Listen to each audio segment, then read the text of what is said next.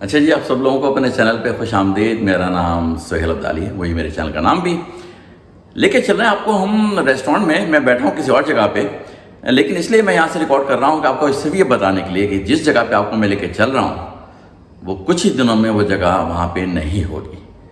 तो ये खबर मुझे मिली और बहुत ही हैरानकुन खबर मिली कि आप जो अभी रेस्टोरेंट देखेंगे मेरी वीडियो में वो कुछ ही दिनों का मेहमान है, उसके बाद वो वहाँ पे नहीं होगा। वजह ये है कि ये जिस मरगला हिल के ऊपर बनाया गया है रेस्टोरेंट, वहाँ पे और भी रेस्टोरेंट हैं, तो सुप्रीम कोर्ट ने फैसला ये किया है कि ये मरगला हिल की खूबसूरती को बरकरार रखने के लिए और वहाँ पे जो वाइल्ड लाइफ है उसको बरकरार रखने के लिए ये रेस्टोरेंट सही नहीं। क्योंकि रेस्टोरेंट का तो अपनी जगह पे, लेकिन उसकी वजह से जो ट्रैफिक आती है वहाँ पे बेशुमार, और वाकई मैंने बेशुमार ट्रैफिक देखी है जब मैं यहाँ पे रेस्टोरेंट में गया हूँ।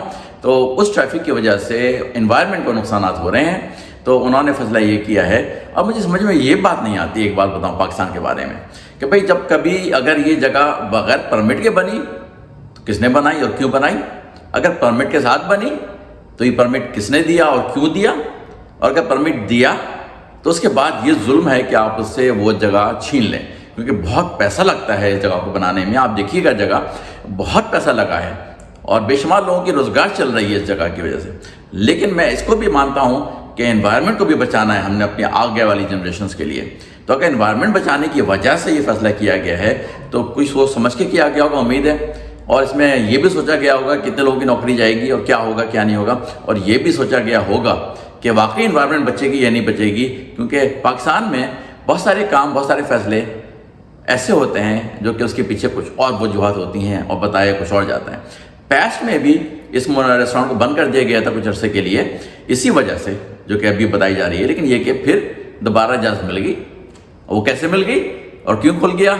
ये सारे जो गोरख धंधे हैं पाकिस्तान के, वो समझ में मेरे नहीं आते अभी ज़्यादा, कि बंद किया उसी वजह से कि एनवायरनमेंट का मसला है, खोलने की परमिशन दे दी, क्यों दे दी? क्या एनवायरनमेंट सही हो गई थी?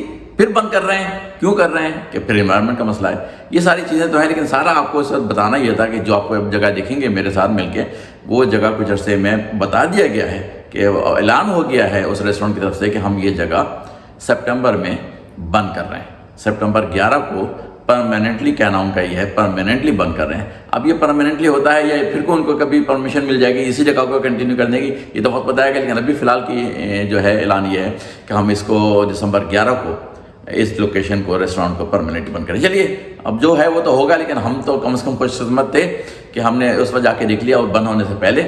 आप हमारे साथ भी देख लीजिए एक दफ़ा, अगर आपने अभी तक नहीं देखा है, और आप हो सकता है जा सके ना जा सके, लेकिन कम से कम देख तो लीजिए ये क्या चीज़ है जिसको बंद किया जा रहा है। चलिए जी, फिर आपसे अब वीडियो में मुलाकात करते हैं। जो इस्लामाबाद आया और वो मुनाल रेस्टोरेंट नहीं आया तो एक तरह से उसने एक मेजर अट्रैक्शन कहनी चाहिए उसको मिस कर गया।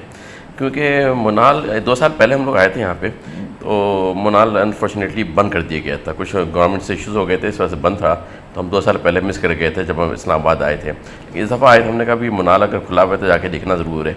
बारिश हो चुकी है आज दिन में, इसलिए आपको ज़मीन ज़रा गीली गीली नज़र आ रही है। मौसम इस वजह से बेहतर हो गया था। लेकिन मुनाल जो है वो निकली है बहुत ही यूनिक जगह, और मैंने कहा चलिए आपको भी दिखाते अपने साथ। हमें जगह इत्तेफाक से मिल गई, हालांकि बिज़ी लोग हैं बहुत ज़्यादा, लेकिन हमने कहा भी हमें सबसे ऊपर टेरेस के ऊपर, टेरेस क्या बैल्कनी है ये, तो हमने कहा सबसे ऊपर बैल्कनी पे बैठने की जगह दो तो हम बैठेंगे, वरना भाई हमें बीच में रश में जहाँ सब लोग बैठे हुए हैं वहाँ बीच में जाके बैठने का हमें शौक़ नहीं था।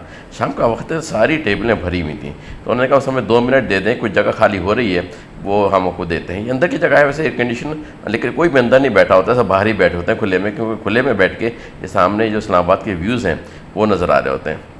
अब मुनाल का जो मेन्यू है वो मुझे इसलिए ज़्यादा पसंद नहीं आया कि हज़ारों चीज़ें लिखी हुई, बेशुमार पेजेस भरे हुए हैं तकरीबन, कि ये भी और वो भी और वो भी और वो भी। तो ये खैर इनको कम चीज़ें बनानी चाहिए ताकि आसानी से सिलेक्शन हो, ना कि पेज के पेज भरे हुए थे मुख्तलिफ़ किस्म के आइटम से।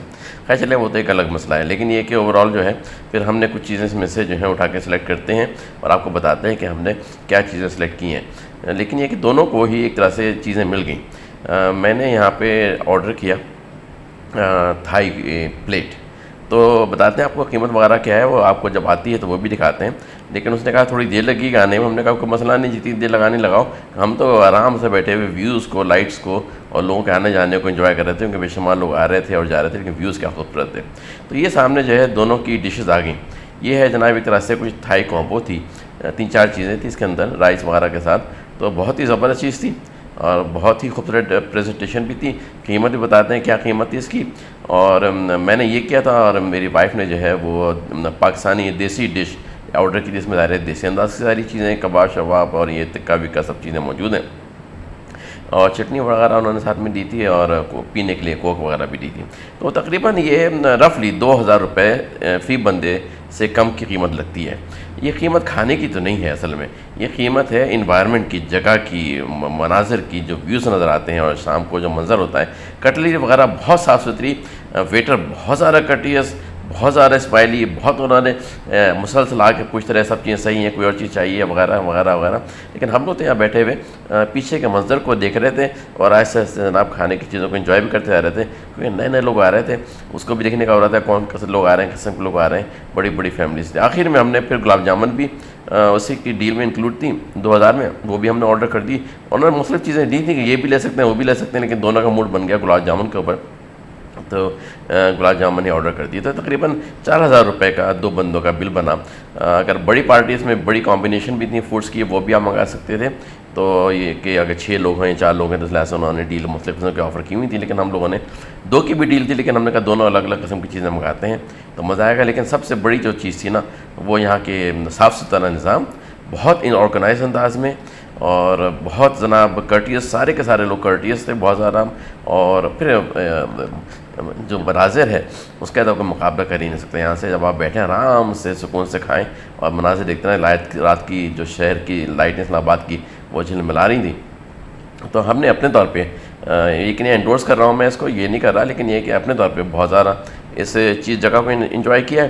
तो आप भी अगर आएँ तो ज़रूर चक्कर लगाइएगा और बताइएगा आपका क्या रहा ख्याल इसके बारे में। अगर हम कभी दोबारा आए इस्लामाबाद तो हम दोबारा कोशिश करेंगे, क्योंकि रास्ता भी ऊपर पहुँचने का बहुत अच्छा है और फिर इन्वायरमेंट तो है ही अच्छी। चलिए जी, अगली वीडियो में मुलाकात करते हैं, इजाज़त दीजिए, अल्लाह हाफ़िज़।